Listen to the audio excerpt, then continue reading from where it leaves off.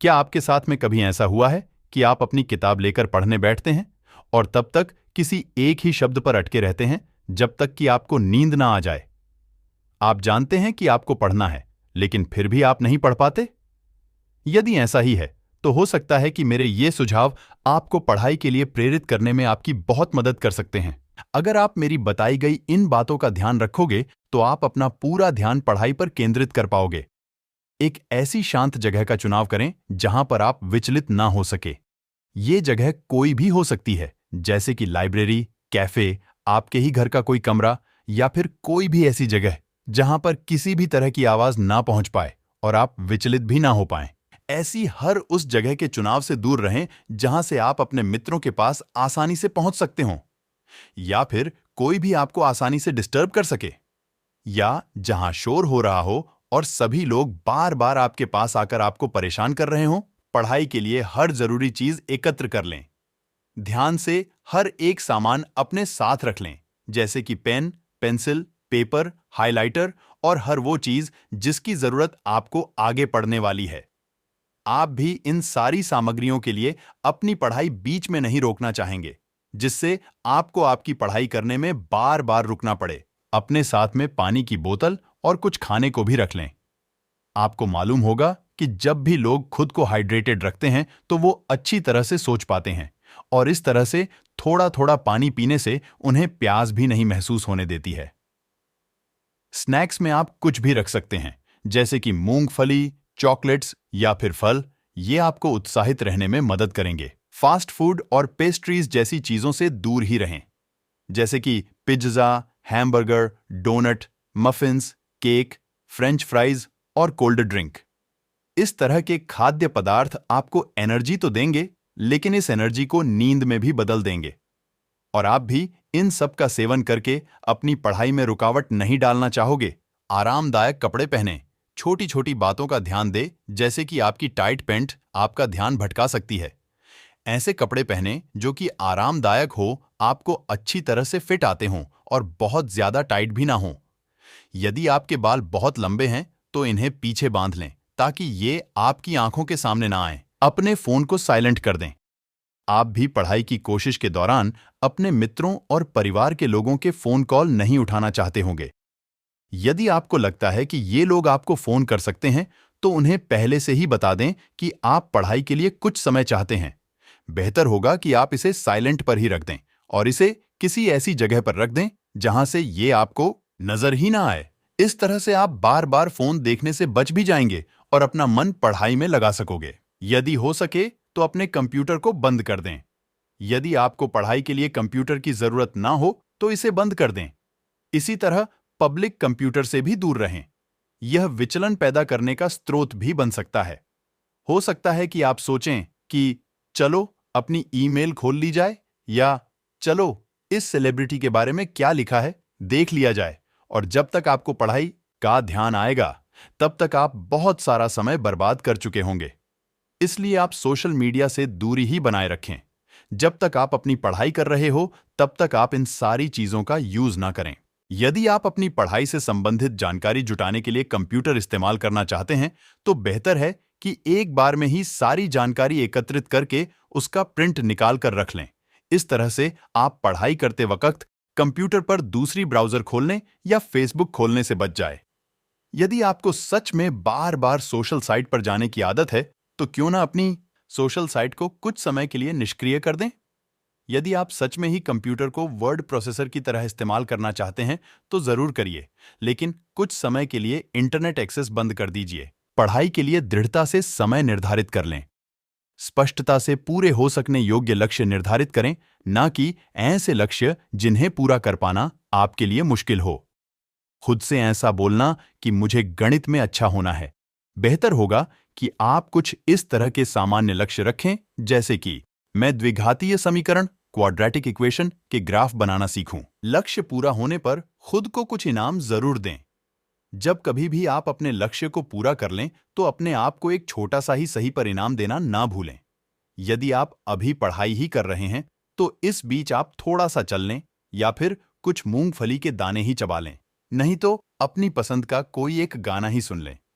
यदि आपकी पढ़ाई पूरी हो चुकी है तो फिर आप अपनी पसंद का कोई गेम भी खेल सकते हैं, अपने दोस्तों से बात कर लें या फिर वीडियो ही देख लें। यदि आप थोड़ा देर के लिए पढ़ाई से उठकर ही खुद को इनाम देना चाहते हैं, तो याद रखें कि आपको वापस पढ़ाई पर आना है। पढ़ाई से ब्रेक का एक समय निर्धारित कर लें और अपने मन से आने वाली बस 2 मिनट और वाली आवाज को इग्नोर करें। पढ़ाई करके आपको क्या मिलेगा, इस बारे में सोचें। पढ़ाई की ओर एक सकारात्मक रवैया रखने के लिए पढ़ाई करके होने वाली हर अच्छी चीज की ओर ध्यान दें। जैसे कि सोचें कि आपको पढ़ाई करके टेस्ट में कितने अच्छे मार्क्स मिलने वाले हैं, आपके टीचर आपको शाबाशी देने वाले हैं या फिर आपको आपका मनपसंद कॉलेज मिलने वाला है। हालांकि पढ़ाई करना कभी कभी बोरिंग भी लगता है, लेकिन पढ़ाई से होने वाले नतीजों के बारे में सोचना आपको अच्छे से पढ़ाई करने के लिए प्रेरित भी करेगा, जिससे आपका मन पढ़ाई में सदैव लगा रहेगा। पढ़ाई का वक्त निर्धारित कर लें। मुझे इस हफ्ते में कुछ पढ़ाई करनी है। इस तरह से सोचने से अच्छा होगा कि आप हर दिन पढ़ाई का एक समय निर्धारित कर लें। इस तरह से प्लान करके आप अपने लक्ष्य से जुड़े रहने में कामयाब हो पाएंगे और अपनी पढ़ाई को सही से और सही टाइम से कर पाएंगे। टालना बंद करें। किसी बड़ी परीक्षा के लिए बिल्कुल आखिरी समय में पढ़ाई करने के लिए ना रुकें या फिर आखिरी वक्त पर बहुत ज्यादा पढ़ाई करने से बचें। यदि आपको कोई काम सोमवार को मिलता है और शुक्रवार तक आपको उसे पूरा करना है, तो उसे सोमवार को ही करना शुरू कर दें और उसे जल्दी पूरा भी कर दें, ताकि आपको आखिरी समय पर घबराहट ना हो। बस शुरुआत करें। हालांकि यह सबसे मुश्किल भाग होगा। यदि आपको अपना पढ़ाई का वक्त बहुत ज्यादा लग रहा है, तो पहले एक छोटा लक्ष्य बना लें। पहले आधा पाठ आज पढ़ लें, फिर बचा हुआ आधा कल पढ़ें। पहले पहले 1 या 2 सवाल हल करें। याद रखें कि कुछ नहीं करने से बेहतर होगा कि कुछ तो पूरा हो। हमेशा व्यवस्थित रहें। अपनी पढ़ाई वाली टेबल को साफ सुथरा रखें। अपने बैग को साफ रखें। बैग से वो सारे पेपर हटा दें जिनकी आपको जरूरत नहीं है और अपने सारे पेपर को एक फाइल में अच्छी तरह से तैयार करके रख लें। जब आप खुद सही ढंग से रहते हैं, तो आप कभी किसी भी काम को अधूरा नहीं छोड़ेंगे और इस तरह से आपके लिए काम करना भी आसान हो जाएगा। यदि कभी भी आपको मदद की जरूरत पड़ती है, तो अपने टीचर से पूछने में बिल्कुल भी ना हिचकिचाएं। टीचर आपकी मदद करने के लिए हमेशा तैयार रहते हैं। वो आपकी मदद करना चाहते हैं और यदि आप उनसे सवाल करते हो, तो इससे आगे चल के आपकी ही मदद होगी, क्योंकि आपके टीचर्स भी यह समझने लगेंगे कि आप उनके विषय में अच्छी रुचि रखते हैं और आप कड़ी मेहनत भी कर रहे हैं। दूसरे मित्र आपके बारे में क्या सोचेंगे, उस पर बिल्कुल भी ध्यान ना दें। हर बार ये दिखाना कि आपको सब समझ आ रहा है और आपको सवाल पूछने की कोई जरूरत नहीं है, बेहतर होगा कि आप अपने मन की हर शंका को सुलझा लें। आपके द्वारा की गई पढ़ाई को याद रखने के लिए एक अच्छी नींद बहुत जरूरी है। ऐसा इसलिए क्योंकि नींद में आपका दिमाग आपके द्वारा पढ़ी हुई बातों को और भी मजबूत बनाता है। अपने ज्ञान को बनाए रखने के लिए 8 घंटे की नींद बहुत जरूरी है। खुद को ये बात समझाकर रखें कि एक लक्ष्य पूरा होने के बाद आप थोड़ी मस्ती कर सकते हैं, और हां, अपनी ओर से दृढ़ निश्चय कर लें और आसानी से विचलित ना हो। यदि आपको किसी तरह की आवाज या कोई इंसान विचलित करता, तो अपने कानों में ईयर प्लग या रुई लगा लें और उस इंसान की तरफ से अपना ध्यान हटा लें। यदि आप आसानी से विचलित हो जाते हैं, तो पढ़ाई के दौरान दीवार की ओर अपना मुंह कर लें। यदि आप स्पोर्ट्स कोटा या स्पोर्ट्स स्कॉलरशिप पाना चाह रहे हैं, तो आपको सिर्फ स्पोर्ट्स में ही पक्का होने की जरूरत नहीं है, बल्कि आपको पढ़ाई में भी अच्छे नंबर लाने होंगे। यदि आप अपनी स्कॉलरशिप पाने के लिए खेल के मैदान में बहुत मेहनत करते हैं, तब भी आपको जीपीए और एसटीए स्कोर लाने ही होंगे। कुछ लोग पढ़ाई के दौरान म्यूजिक सुनना पसंद करते हैं। इससे उनका ध्यान केंद्रित बना रहता है। आप चाहें तो ट्यूशन भी रख सकते हैं। ट्यूशन के साथ पढ़ाई करना बहुत ही मजेदार हो सकता है और ये आपकी हर एक विषय में मदद भी कर सकते हैं। यदि ट्यूशन रखना आपके बजट में नहीं है, तो आप अपने परिवार के ही किसी एक पढ़े लिखे सदस्य से, जिसे उस विषय में अच्छी पकड़ है जिसमें आप कमजोर हैं, मदद ले सकते हैं। पढ़ाई के दौरान फोन इस्तेमाल ना करें। फोन को बंद करके दूर रख दें। बहुत से लोग अपने फोन से विचलित हो जाते हैं। इसे एक ड्रावर में रख दें या फिर इसे अपने पेरेंट्स को दे दें और उन्हें एक समय पर इसे वापस देने को बोल दें। यदि आप खुली आंखों से सपने देखा करते हैं तो पढ़ाई के अलावा किसी भी चीज के बारे में सोचना बंद कर दें। सब कुछ एक तरफ रख के बस पढ़ाई की शुरुआत करें। किसी बड़ी परीक्षा के लिए आखिरी समय में पढ़ाई करने से होने वाली परेशानियों के बारे में सोचिए और सोचें, कल करें सो आज करें। क्लास में ही सारे नोट्स अच्छी तरह से तैयार कर लें और इन्हें एक बड़े से फोल्डर या बाइंडर में व्यवस्थित करके रख लें। इनका इस्तेमाल अपने होमवर्क, प्रोजेक्ट्स और आने वाले टेस्ट में जरूर करें। यदि आपको इस बात का डर है कि आप अपने टीचर के द्वारा बोली गई बातों को याद नहीं रख पाएंगे, तो सुनते सुनते अपनी नोटबुक में पेंसिल से लिखकर नोट्स बनाते जाएं। फिर आप इसे जब चाहें तब मिटाकर पेन से लिख सकते हैं। अपने कुछ समझदार दोस्तों के बारे में सोचें। उनके जैसा बनने की कोशिश करें, उनके जैसे पढ़ाई करें। वो जिस तरह से काम करते हैं, आप भी उन्हीं की तरह करना शुरू कर दें। कभी कभी अपने दोस्तों के साथ ज्यादा अच्छी तरह से पढ़ाई होती है और आप बोर भी नहीं होते। यदि आपका यह दोस्त आपकी ही क्लास का है, तो यह आपके लिए और भी बेहतर होगा, क्योंकि वह आपको क्लास में मिलने वाले काम में भी मदद कर सकेगा। लेकिन याद रखें कि आप उसके साथ पढ़ाई करने के लिए बैठे हैं, न कि बातें करने। जहां तक हो सके बातों की ओर कम ही ध्यान दें। बार बार बची हुई पढ़ाई की ओर ध्यान देकर आप खुद को परेशान ही करेंगे। पढ़ाई के दौरान ख्वाब ना देखें। ज्यादातर लोग जो किसी तरह के प्यार भरे रिश्ते में होते हैं, वो अक्सर ही अपनी जिंदगी के बारे में सपने देखा करते हैं। पढ़ाई के दौरान अपने प्रेमी के बारे में सोचना बंद करें। हालांकि पढ़ाई पूरी होने के बाद आप उनसे बात करके खुद को छोटा सा इनाम भी दे सकते हैं। पढ़ाई पूरी होने के बाद आप क्या क्या करना चाहते हैं, उन सभी बातों को एक लिस्ट में लिख लें। इस तरह से आप खुद को पढ़ाई करने के लिए प्रेरित रख सकेंगे। पढ़ाई करके जब आप पास होंगे और सफलता पाएंगे, तब आपको कितनी खुशी होगी। इस आगे मिलने वाली खुशी के बारे में सोचकर भी आप खुद को पढ़ाई के लिए प्रेरित रख सकते हैं।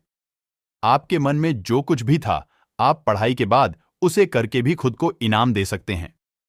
थोड़े मजे के लिए ही सही, एक बार पढ़ाई पूरी होने की पार्टी देकर भी देखें, लेकिन हमेशा अपने मुख्य उद्देश्य पढ़ाई पर ध्यान रखें।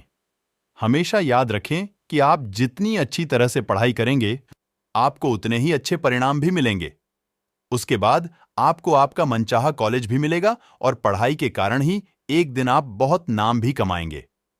पढ़ाई के दौरान अपने आराम से संबंधित हर चीज अपने पास में रखें। जैसे कि मैं अपने चेयर पर तकिए और टेबल पर रजाई भी रखता हूं, ताकि मुझे किसी भी तरह की परेशानी ना हो। मैं हमेशा ही अपने जरूरत की चीजें अपने साथ में रखता हूं, ताकि मुझे पढ़ाई के बीच से ना उठना पड़े। जब कभी भी आप कोई चीज लेने के लिए पढ़ाई के बीच में उठते हैं, तो अक्सर ऐसा होता है कि आप बीच में ही कहीं रुक जाते हैं। जैसे मान लीजिए कि आप पेपर लाने या कुछ खाने के लिए उठते हैं, तो हो सकता है कि आप घर में होने वाली गतिविधियों में व्यस्त हो जाते हैं। जहां तक हो सके आपको अपनी टेबल खिड़की के सामने रखनी चाहिए। आप चाहें तो पढ़ाई के बीच में भी कुछ समय के लिए खिड़की खोल सकते हैं। इससे आप पढ़ाई में शांत और तरोताजा महसूस करेंगे। अपने माता पिता के बारे में सोचिए। वो आपसे क्या चाहते हैं, उन्होंने आपके लिए क्या क्या किया है, वो आपके भविष्य के बारे में क्या सोचते हैं। यदि आप बहुत ज्यादा बेचैन रहेंगे, तो आप कभी भी पढ़ाई पर ध्यान नहीं लगा सकेंगे। एक लंबी सांस लें और पढ़ाई में रुचि दिखाते हुए आगे बढ़ें। सिर्फ अच्छे नंबर या प्रतियोगिता के लिए पढ़ाई ना करें, बल्कि अपने ज्ञान को बढ़ाने के लिए पढ़ें और उनके लिए पढ़ें। जो आपसे उम्मीद लगाए बैठे हैं कि आप पढ़ लिख जाओगे तो आपका जीवन सुधर जाएगा।